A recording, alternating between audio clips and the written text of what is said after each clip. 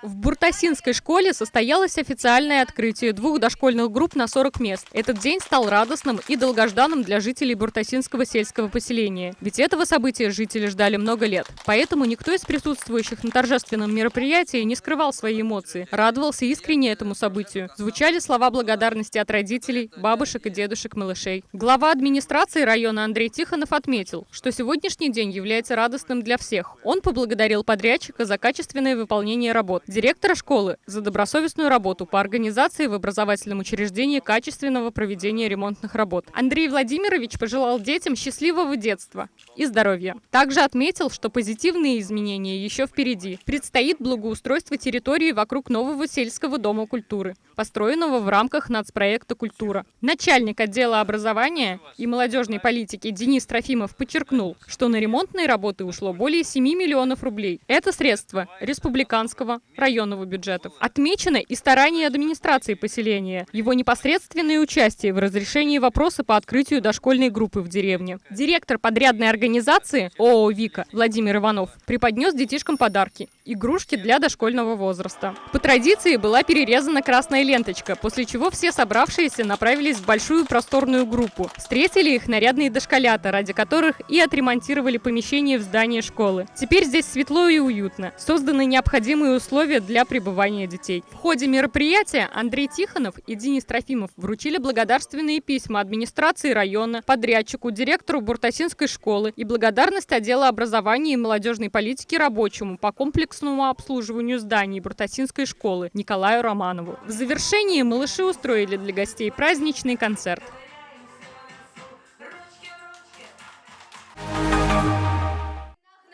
В Калининской средней общеобразовательной школе состоялось знаменательное событие – открытие парты героя имени Ильи Павловича Прокопьева. В торжественном мероприятии приняла участие делегация офицеров-выходцев из Чувашии, являющихся членами товарищества офицеров «Сыны Отечества», глава администрации Варнарского района Андрей Тихонов, а также дети Ильи Павловича, Ирина Ильинична и Владимир Ильич. Открытие парты героя состоялось в 5 классе школы. Кадетский класс будет гордо носить имя Ильи Павловича Прокопьева. Классный руководитель Галина Ласкина отметила, что школа присоединяется ко всероссийскому образовательному проекту «Парта героя». Цель проекта – напомнить обучающимся о земляке-герое, выпускнике школы, прошедшем нелегкий жизненный путь в военное и послевоенное время, мужественно выдержавшим все тяготы и лишения судьбы и самоотверженно выполнявшим свой долг перед Родиной на ответственных должностях.